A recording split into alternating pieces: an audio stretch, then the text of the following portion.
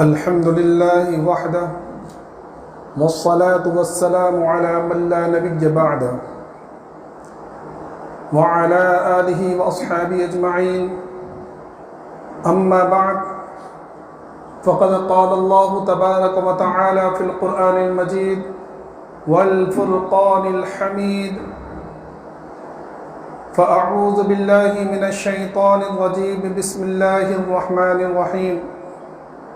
إن عدة الشهور عند الله 12 شهرا في كتاب الله يوم خلق السماوات والأرض منها 4 حرم ذلك الدين القيم فلا تظلموا فيهن أنفسكم. صدق اللہ العظیم. قبل اس کے بعد شروع ہو، ایک مرتبہ بلند آواز کے ساتھ درود شریف پڑھ لیں. اللہم صلی علی سیدنا مولانا محمد وعلی آل سیدنا مولانا محمد وبارک وسلم کما تحب وترضى عدد ما تحب وترضى یا کریم.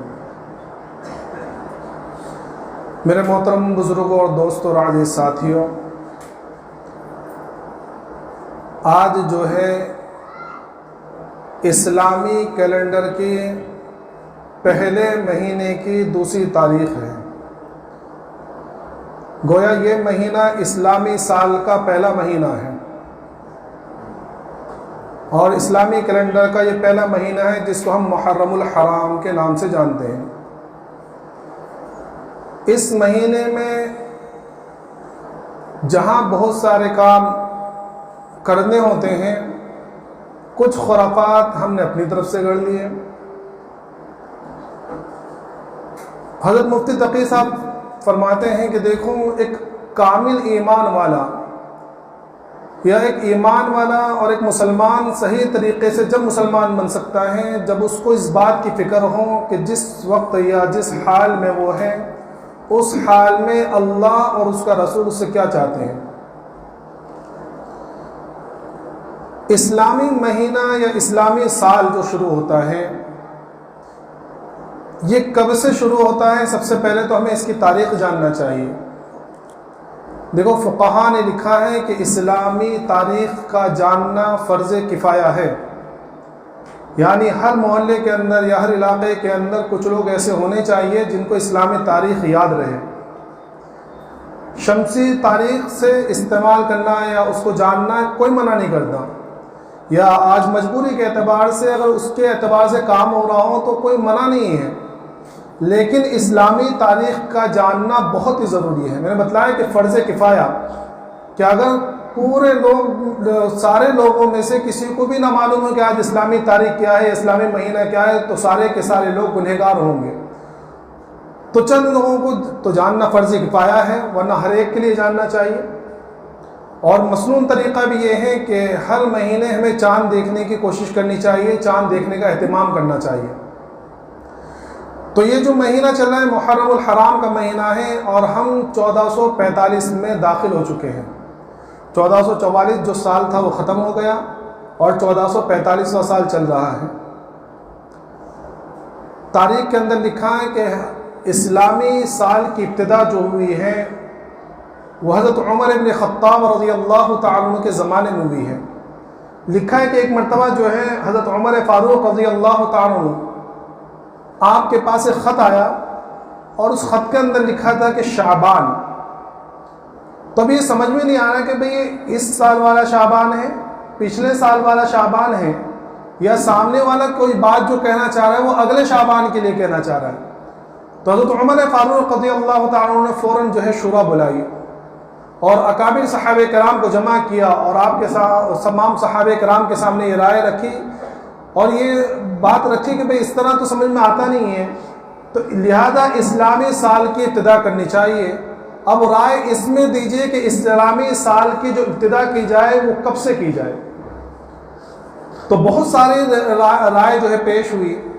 ان میں سے کچھ لوگوں نے کہا کہ اللہ کے رسول صلی اللہ علیہ وسلم کی ولادت جو ہے بڑا عظیم الشان جو ہے واقعہ ہے، اور آپ کی آمد جو ہے تمام امت مسلمہ پوری انسانیت کے اوپر بہت بڑا احسان ہے. تو آپ کی ولادت کو جو ہے، آپ کی ولادت سے اسلامی سال شروع کیا جائے. لیکن پھر اس میں چند لوگوں نے یہ اختلاف کیا، بتلایا کہ بھائی عیسائی جو شمسی سال ہوتا ہے، عیسائی بھی اسی طرح ولادت سے شروع کرتے ہیں عیسوی سال، تو یہ صحیح رائے نہیں ہے۔ کچھ لوگوں نے یہ رائے کی کہ اللہ کے رسول صلی اللہ علیہ وسلم کو جب نبوت ملی اور آپ کو نبوت سے سرفراز کیا گیا، آپ نبی بنائے گئے، تو اس سال سے اسلامی سال کی ابتدا کی جائے۔ کچھ لوگوں نے یہ رائے پیش کی کہ اللہ کے رسول صلی اللہ علیہ وسلم کی وفات سے جو ہے اسلامی سال کی ابتدا کی جائے۔ حضرت علی رضی اللہ تعالیٰ عنہ یہاں موجود تھے، تو آپ نے کہا کہ میری رائے یہ ہے کہ اللہ کے رسول صلی اللہ علیہ وسلم کی ہجرت سے جو ہے اسلامی سال کی ابتدا کی جائے، کیونکہ ہجرت وہ عظیم الشان واقعہ ہے کہ جب اسلام جو ہے قسم پرسی کی حالت سے نکل کر ایک طاقتور دین کی شکل میں نمودار ہوا، اور اسلام اور مسلمانوں کو ایک قوت اور شان حاصل ہوئی، اس لیے جو ہے ہجرت سے اسلامی سال کی ابتدا کرنی چاہیے، اور اس رائے کو پسند کیا گیا۔ چنانچہ حضرت علی رضی اللہ تعالیٰ کے رائے کے مطابق حضرت عمر ابن خطاب رضی اللہ تعالیٰ کا فیصلہ ہوا کہ اسلامی سال کی ابتدا جو ہے یہ حضرت اللہ کے رسول صلی اللہ علیہ وسلم کی ہجرت سے کی جائے۔ اب یہ معاملہ ہوا کہ بھائی سال کی ابتدا تو ہو گئی، لیکن سال کی ابتدا کون سے مہینے سے کی جائے؟ تو یہ جو محرم، صفر، یہ جو مہینے ہیں، یہ مہینے تو بہت پہلے سے ہیں۔ اللہ تبارک و تعالیٰ نے قرآن کریم کے اندر فرمایا ان عدت الشہور عند اللہ 12 شہرا فی کتاب اللہ، کہ یہ جو مہینوں کی تعداد ہے یہ تعداد 12 ہے اللہ کے نزدیک لوح محفوظ پر لکھی ہوئی۔ کب سے؟ یوم خلق السماوات والارض، کہ جس وقت سے اللہ تبارک و تعالیٰ نے آسمان و زمین کو پیدا کیا، اس وقت سے یہ مہینوں کی تعداد جو ہے 12 رہی ہے۔ منہا اربعۃ حرم، ان کے اندر جو 4 مہینے یہ حرمت والے ہیں۔ 4 مہینے کون سے؟ 3 مہینے تو لگاتار آتے ہیں، کون سے؟ ذی قعدہ، ذی الحجہ اور محرم، یہ 3 مہینے، اور 14 مہینہ جو ہے وہ رجب کا مہینہ ہے۔ یہ 4 مہینے حرمت والے ہیں، اور ان کی حرمت ابھی سے نہیں، قرآن کریم کیا فرمایا؟ جس وقت سے زمین و آسمان کو بنایا گیا اس وقت سے ان 4 مہینوں کی حرمت چلی آ رہی ہے۔ اور اللہ کے رسول صلی اللہ علیہ وسلم کی زمانے اور آپ سے پہلے جو زمانے جاہلیت تھا، جو آپ کی بعثت اور آپ کی ولادت سے پہلے کا جو زمانہ، جس کو زمانے جاہلیت کے نام سے جانا جاتا ہے، اس زمانے کے اندر بھی ان 4 مہینوں کی حرمت باقی تھی۔ یہاں تک ان 4 مہینوں کی وہ لوگ حرمت کیا کرتے تھے کہ ان مہینوں کے اندر اگر کسی شخص کو اپنے باپ کا قاتل بھی مل جائے تو اس کو قتل نہیں کیا کرتے۔ لیکن ایک بہت بڑی خرابی یہ تھی کہ اگر ان کے درمیان کوئی لڑائی چھڑ جاتی اور لڑائی کرتے کرتے ذی قعدہ کا مہینہ آ جاتا، تو وہ کیا کیا کرتے تھے؟ جو غالب ہوا کرتا تھا وہ کہتے تھے کہ نہیں یہ ذی قعدہ کا مہینہ نہیں ہے، ذی قعدہ کا مہینہ تو اس کے بعد والا مہینہ ہے۔ وہ اپنی طرف سے ایک مہینہ بڑھا لیا کرتا تھا، لڑائی جاری رکھتا، کہ کبھی ذی قعدہ کا مہینہ بڑھا لیا، کبھی ذی الحجہ کا مہینہ بڑھا لیا، بالکل آپس میں اس طرح گڑمڑ کر رکھے تھے۔ لیکن اللہ کی قدرت اور اللہ کا فیصلہ کہ جس سال اللہ کے رسول صلی اللہ علیہ وسلم آپ نے حجۃ الوداع کیا، اور آپ کا آخری جو حج ہوا، جو جس کو حجۃ الوداع کے نام سے جانا جاتا ہے، اس موقع پر اللہ کے رسول صلی اللہ علیہ وسلم فرمایا کہ مہینے جو تھے بالکل اپنی اصلی حیت پر آ چکے ہیں، کہ بالکل جو اصلی حیت تھی اس حیت پر آ گئے، تو اس وقت سے جو ہے ایام برابر چلنے لگے۔ تو یہ مہینہ جو ہے بڑا حرمت والا ہے، بڑا بابرکت مہینہ ہے، جس کے بارے میں آقا مدنی محمد عربی صلی اللہ علیہ وسلم نے ایک مرتبہ فرمایا کہ یہ محرم کا مہینہ بڑا بابرکت ہے اور اس کے اندر عبادت کرنے کا بھی بڑا ثواب ہے، سمجھ میں۔ اور ایک روایت کے اندر اللہ کے رسول صلی اللہ علیہ وسلم فرمایا کہ رمضان روزوں کے اعتبار سے زیادہ افضل جو ہے، سب سے افضل روزے وہ رمضان کے روزے ہیں، اور اس کے بعد میں ذی الحجہ اور اس کے بعد میں محرم کا روزہ بہت افضل ہے۔ ایک روایت کے اندر اللہ کے رسول صلی اللہ علیہ وسلم فرمایا کہ جو شخص عرفہ کے دن کا روزہ رکھتا ہے تو مجھے اللہ کی ذات سے امید ہے کہ اللہ تبارک و تعالیٰ اس کے 1 سال پہلے کے اور 1 سال بعد کے گناہوں کو معاف فرما دے گا۔ اور جو شخص عاشورے کا روزہ رکھتا ہے، یعنی 10 محرم کا روزہ رکھتا ہے، تو مجھے اللہ کی ذات سے امید ہے کہ اللہ اس کے پچھلے 1 سال کے گناہوں کو معاف فرما دے گا۔ لیکن گناہ کون سے؟ گناہ صغیرہ، گناہ کبیرہ نہیں، گناہ صغیرہ معاف ہوں گے۔ اب ایک مسئلہ جو آتا ہے وہ یہ ہے کہ 10 محرم یا محرم کے جو مہینہ ہے اس میں کتنے روزے رکھنے چاہیے؟ یہ میں اس لیے بتلا رہا ہوں کہ اس سال خاص طور پر, یہ تو سننے میں تو بہت سالوں سے آ رہا ہے, لیکن اس سال میرے پاس بہت سارے فون آئے, تو ان لوگ یہ کہہ رہے تھے کہ بھائی اس میں اختلاف, آپس میں گھر کے اندر اختلاف ہو رہا ہے کہ محرم کے 10 روزے ہیں, اور کچھ لوگ کہہ رہے ہیں کہ نہیں 2 روزے ہیں. اب اصل مسئلہ کیا ہے؟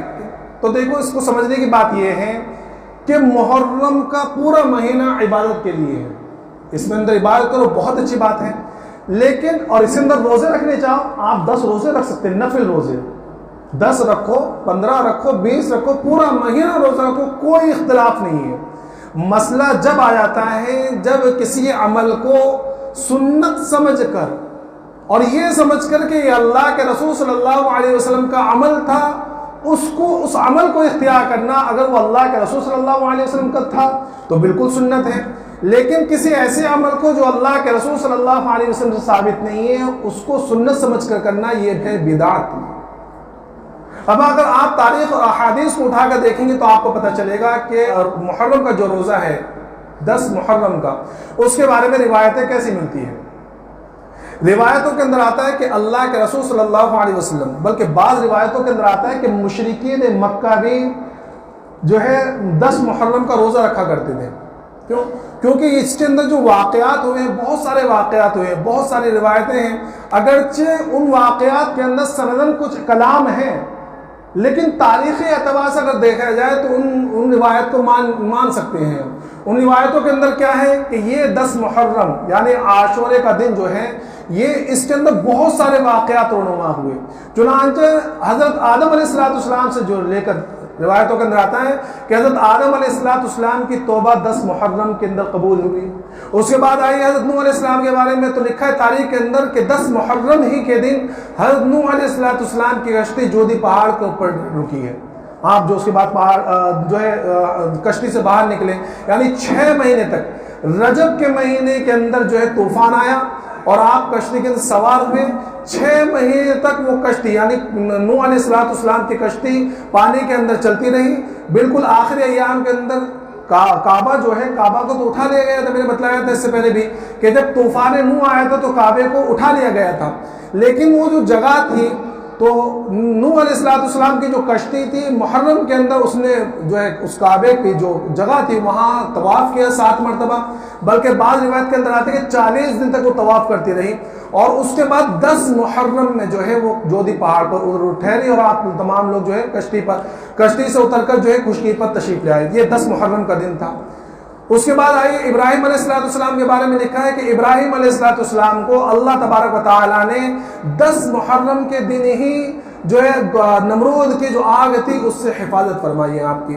اس کے بعد ایک سب سے جو مستند روایت ہے وہ یہ ہے کہ 10 محرم کے اندر ہی اللہ تبارک و تعالیٰ نے حضرت موسیٰ علیہ السلام کو فرعون اور فرعونیوں کے ظلم سے نجات دی, اور اللہ تبارک و تعالیٰ نے موسیٰ علیہ السلام کو پانی سے بحفاظت باہر نکالا اور فرعون اور اس کے تمام لشکر کو پانی کے اندر غرق کر دیا. یہ بہت مستند روایت ہے.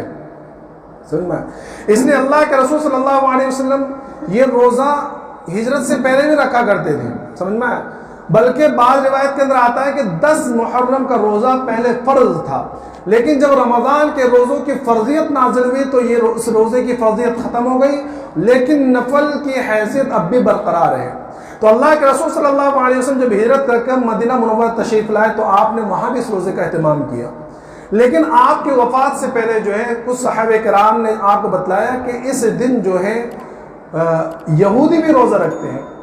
تو اللہ کے رسول صلی اللہ علیہ وسلم نے پوچھا بھی کہ بھئی آپ یہودوں سے کہ بھئی کیوں روزہ رکھتے ہیں, تو انہوں نے کہا کہ انہوں نے یہی بات بتلائی کہ 10 محرم کے دن جو ہے اللہ تبارک و تعالیٰ نے موسیٰ علیہ السلام کو فرعون اور فرعونیوں سے نجات دی تھی, اس لیے ہم شکرانے کے طور پر یہ روزہ رکھتے ہیں. تو اللہ کے رسول صلی اللہ علیہ وسلم فرمایا کہ اس عمل کے زیادہ مستحق تو ہم ہیں, کیونکہ موسیٰ علیہ السلام نبوت کے اعتبار سے میرے بھائی ہیں, ہم اس کے زیادہ مستحق ہیں کہ ہم اس عمل کو کریں. اور آپ جو ہے میں نے بتلایا کہ پورا تقریباً جو ہے نبوت کے بعد سے یہ روزہ رکھتے تھے, لیکن آپ نے اپنی وفات سے پہلے والے سال میں یہ فرمایا کہ یہودی بھی روزہ رکھتے ہیں 10 محرم کو, ہم بھی رکھتے ہیں, لیکن میں اگر اگلے سال زندہ رہا اور حیات رہا تو میں 10 محرم کے ساتھ میں ایک روزہ اور ملا کر رکھوں گا تاکہ یہودیوں کی مشابہت نہ ہو۔ لیکن اگلا سال آنے سے پہلے، یعنی اگلے سال کے محرم آنے سے پہلے اللہ کے رسول صلی اللہ علیہ وسلم اس دنیا سے پردہ فرما گئے، لیکن بعد کے صحابہ کرام اور اکابر اور ہمارے اسلاف نے اس روایت کو برقرار رکھا اور آپ کی تمنا کے مطابق اہتمام کیا کہ 10 محرم کے ساتھ میں یا تو 9 محرم کا روزہ رکھا یا پھر 10 محرم کے ساتھ میں 11 محرم کا روزہ رکھا۔ تو اب اس کے علاوہ اللہ کے رسول صلی اللہ علیہ وسلم سے محرم کے مہینے میں اور روزے رکھنے کا یا اور روزے کے اہتمام کی روایت نہیں ملتی۔ اس لیے اگر کوئی شخص 10 روزے رکھ رہا ہے تو اگر نفل سمجھ کے رکھ رہا ہے کہ میں نفل روزے رکھ رہا ہوں، روزہ اس میں عبادت کا ثواب زیادہ ہے محرم کے مہینے میں، تو وہ عبادت کے اعتبار سے، نفل اعتبار سے روزہ اگر رکھ رہا ہے تو کوئی بات نہیں، رکھ سکتا ہے۔ لیکن اگر کوئی شخص یہ سوچ کر کہ نہیں اس مہینے کے اندر پہلے عشرے کی فضیلت زیادہ ہے اور میں اس میں روزے رکھنے کی فضیلت زیادہ ہے اور اس میں سنت ہے یہ روزے رکھنا، 10 روزے رکھنا، تو اگر وہ شخص 10 روزے سنت سمجھ کے کرے گا تو اب اس روزے کو رکھنے کا ثواب نہیں ملے گا بلکہ بدعت کی وجہ سے اس کو گناہ ملے گا۔ یہ مسئلہ سمجھ میں آ گیا؟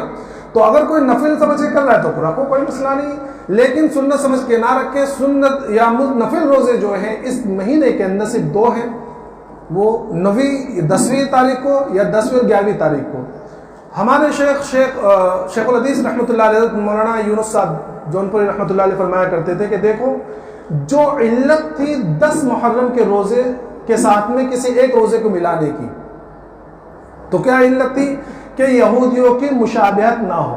اللہ کے رسول صلی اللہ علیہ وسلم فرمایا تھا کہ بھائی یہودی بھی روزہ رکھتے ہیں تو ہمیں ان کی مخالفت کی وجہ سے اگلے سال سے جو ہے ہم جو ہے ایک روزہ ساتھ میں ملائیں گے۔ لیکن چونکہ آج کے زمانے کے جو یہودی ہیں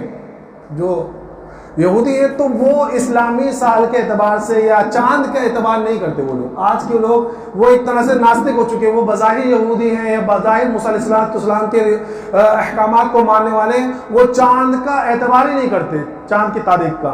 وہ سارے لوگ شمسی تاریخ کا ہی اعتبار کرتے ہیں، اسی اعتبار سے وہ ساری چیزیں کرتے ہیں۔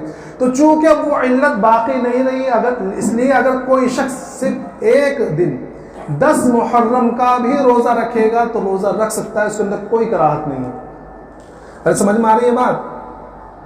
اگر آپ لوگ ہاں نہ بھی نہیں بولتے نا تو مجھے ایسا سمجھتا ہے کہ میری بات آپ لوگوں کو سمجھ میں نہیں آ رہی، کم از کم منڈا تو ہلا دیا کرو کہ ہاں سمجھ میں آ رہی۔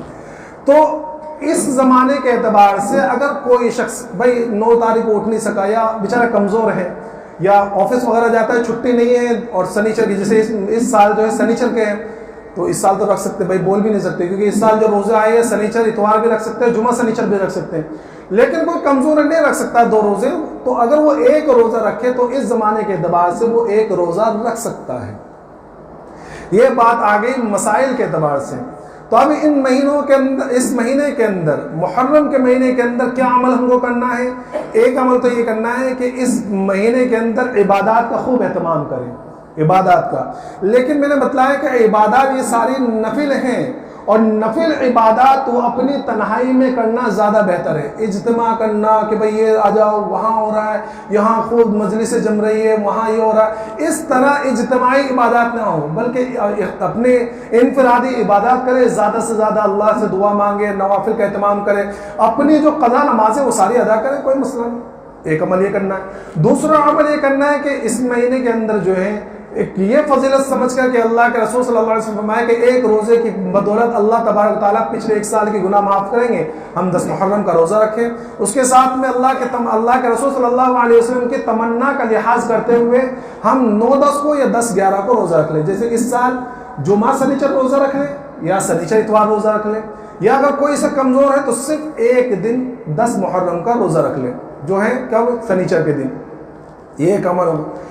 دوسرا عمل یہ ہے کہ اس مہینے کے اندر اللہ کے رسول صلی اللہ علیہ وسلم سے ایک روایت ثابت ہے جو سندن زیادہ قوی تو نہیں ہے، لیکن چونکہ اسلاف اس کے اوپر عمل رہا ہے تو اس اعتبار سے کر سکتے، وہ یہ ہے کہ اللہ کے رسول صلی اللہ علیہ وسلم نے ارشاد فرمایا کہ جو شخص 10 محرم کے دن اپنے گھر والوں کے اوپر نان و نفقے کے اندر وسعت کرے گا تو اللہ تبارک و تعالیٰ کی ذات سے امید ہے اللہ تبارک و تعالیٰ پورے سال بھر اس کی روزی کے اندر برکت عطا فرمائیں گے، اس کے اوپر وسعت کریں گے. یہ ایک روایت ہے. اب اس روایت کا اہتمام کرتے ہوئے ہم یہ کر سکتے ہیں کہ 10 محرم کے اندر کچھ اچھا سا کھانا بنا لیں. روزانہ ہفتے پر دال بن رہی ہے، سمجھے، اس دن بریانی بنا لیں، پلاؤ بنا لیں، لیکن یہ اپنے اعتبار سے بنائیں. سمجھ میں؟ اچھا، اب اس میں بعض لوگ اعتراض کرتے ہیں، بہت جو وہ کہتے ہیں نا کہ جو انجینئر ٹائپ کے جو ہوتے ہیں، ڈاکٹر ٹائپ کے ہوتے ہیں، جو حدیث اور اسلاف کو مانتے ہیں، وہ فوراً یہ کہتے ہیں کہ بھائی ایک طرف تو تم کہتے ہو کہ روزہ رکھنا چاہیے 10 محرم کو، دوسری طرف یہ کہتے ہیں کہ بھائی گھر والوں کے اوپر وسعت کرنی چاہیے، تو کریں کیا؟ یہ بھائی ذہن میں آتی ہے بات. تو حضرت شیخ الحدیث رحمۃ اللہ علیہ نے خود اس کا حل بتایا کہ دیکھو وسعت کرنے کا حکم ہے، وسعت کرنے کا. تو وسعت تو اس طرح بھی ہو سکتے ہیں دن کے اندر جو ہے اپنے گھر والوں کے اندر سارا سامان لا کے بنانا شروع کر، کھانا تو مغرب بعد ہی ہے، لیکن وسعت دن میں کر دے. دن میں ہی تو کھانا بنا، تو کھانا وانا بنا کے یا اس کے جو سامان وغیرہ ہے، مٹھائی وغیرہ جو بھی اپنا جو کرنا چاہتے ہیں وہ دن کے اندر کر لے اور اس کا لا کر رکھ دے، اور اس کا جو استعمال کرے وہ افطار کے بعد میں کرے. تو دونوں چیز کے اوپر عمل ہو جائے گا، وسعت بھی ہو جائے گی اور روزہ بھی پورا ہو جائے گا. سمجھ میں آ رہا ہے؟ بس یہ 2 عمل ہیں جو اس مہینے کے اندر کرنا ہے. اس کے علاوہ میں نے وسعت کا بھی پہلے ہی بتلا دیا کہ وسعت کا مطلب یہ ہے کہ اپنے گھر والوں پر وسعت کریں، باہر والوں پر وسعت کرنے کی کوشش نہ کریں جو ہم آج کل کرتے ہیں کہ بھائی بڑی بڑی دیگیں بن رہی ہیں اور وہ 40 دیگیں چڑھی ہوئی ہے، وہاں اتنی دیگیں چڑھی ہے، پورے ہائے ماری، اس کو بلا اس کو بلا، اور پورے نمازیں رات بھر چلتا رہتا، پوری نمازیں چھوڑ رہے ہیں، صبح سو رہے ہیں اور اس کے بعد دن بھر اور کھا رہے ہیں اور نمازوں کی پابندی، اور جو دوسرے لوگ نہیں کھا رہے ہیں ان کو تانا مارنا ہے کہ یہ عاشق رسول نہیں ہے، یہ عاشق حسین نہیں ہے، اور یہ ایسے ویسے.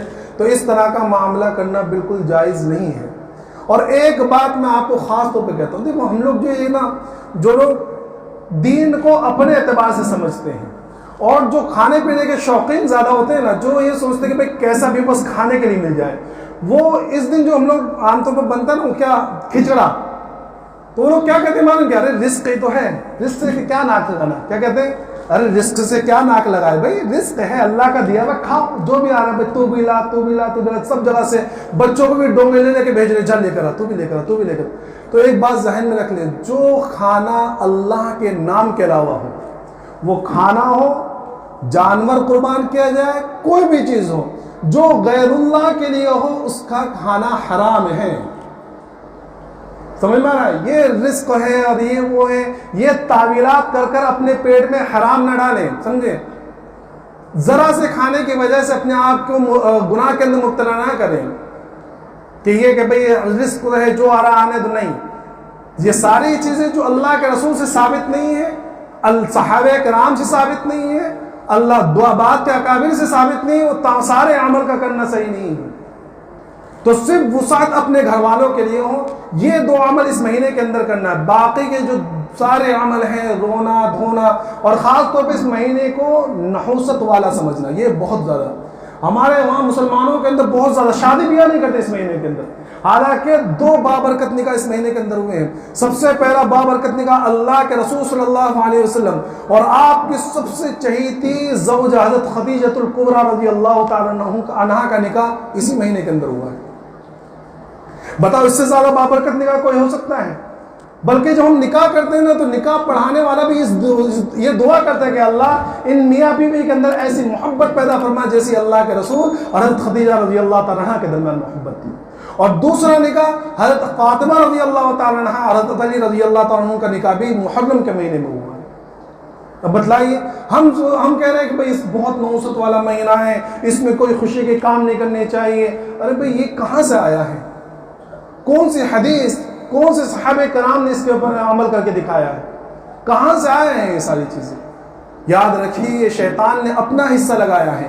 یہ ساری چیزیں شیعوں سے آئی ہیں کہ انہوں نے اپنا حصہ لگا کہ بھئی ہم اگر جہنم میں جائیں گے اور ہمیں یہ لوگ کافر کہتے ہیں، یہ لوگ کہتے ہیں کہ ہم اسلام سے خارج ہیں، تو ہم دوسروں کو کیوں چھوڑیں، انہیں بھی اپنے ساتھ میں مبتلا کر لیں. تو یہ مہینہ کوئی منحوس مہینہ نہیں ہے. اور ہمیشہ اس بات کو یاد رکھیے، کسی وقت، کسی دن اور کسی مہینے میں نحوست نہیں ہوتی. نحوست یا بے برکتی انسان کے خود کے عمل میں ہوتی ہے. اس کو آپ اس بات سے سمجھیے کہ رمضان کا مہینہ کتنا بابرکت مہینہ ہے، کتنا عظیم الشان مہینہ ہے، لیکن اسی بابرکت مہینے میں اگر کوئی شخص گناہوں کے اندر مبتلا ہو، وہ روزے نہ رکھے، حرام کاری کرے، بد نظری کرے اور روزوں کا بالکل اہتمام نہ کرے، نمازوں کا اہتمام نہ کرے، تو اس کے بارے میں اللہ کے رسول صلی اللہ علیہ وسلم نے کیا فرمایا؟ کیا فرمایا کہ اللہ حضرت جبرائیل علیہ السلام جیسے کہ جو سید الملائکہ ہیں انہوں نے بد دعا کی ہے، اور اللہ کے رسول صلی اللہ علیہ وسلم نے ایسے شخص کے لیے بد دعا پر آمین کہا۔ تو اگر کوئی شخص رمضان کا مہینہ ہے نا، اس سے بابرکت مہینہ کون ہو سکتا ہے، لیکن وہ شخص اس مہینے کے اندر بھی اس بد دعا کا مستحق ہوا، تو پتہ چلا کسی مہینے کے اندر، کسی دن کے اندر، کسی وقت کے اندر نحوست نہیں ہوتی ہے یا بے برکتی نہیں ہوتی ہے۔ بے برکتی اور نحوست خود انسان کے اعمال کے اندر ہوتی ہے۔ تو اگر اس مہینے کے اندر بھی ہم لوگ ایسے عمل کریں،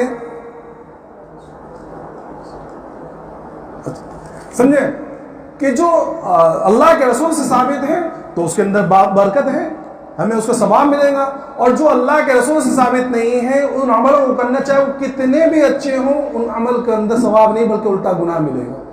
سمجھ میں؟ دوسری چیز سمجھنے کی یہ کہ ہم لوگ عام طور پہ یہ سمجھتے ہیں کہ اس مہینے کی برکت یا اس مہینے کی فضیلت جو ہے حضرت حسین رضی اللہ تعالیٰ کی شہادت کی وجہ سے، بالکل غلط ہے۔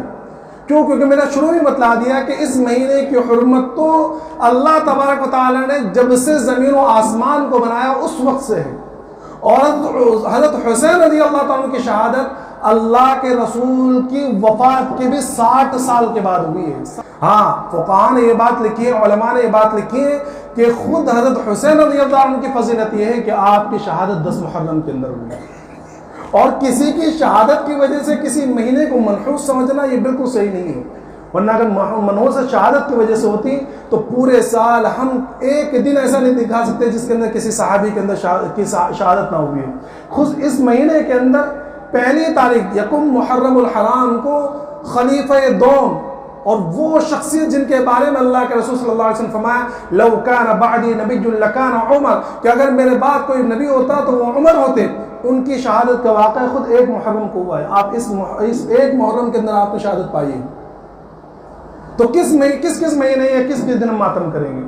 تو اللہ تو کرنے والے کام میں نے بتلا دیا، 2 کام کرنا ہے، روزہ رکھنا ہے اور اپنے گھر والوں کے اوپر وسعت کرنا ہے، اس کے علاوہ کوئی بھی کرنے والے کام نہیں ہے۔ ہاں، ایک اور کرنے والے کام یہ ہے کہ گناہوں سے بچیں، گناہوں سے بچیں اس مہینے کے اندر، بلکہ اس مہینے کے اندر کیا میں تو کہتا ہوں کہ اپنی پوری زندگی اس طرح گزارے کہ اللہ کی نافرمانی نہ ہو، عبادات کم ہو جائے چل جائے گا فرائض کے علاوہ، لیکن گناہوں سے بچنا یہ سب سے اہم ہے، اس لیے گناہوں سے بچنے کا اہتمام کریں۔ اللہ تبارک و تعالیٰ تمام کہنے سننے کے ساتھ ساتھ عمل کی توفیق عطا فرمائے۔ وآخر دعوانا الحمدللہ۔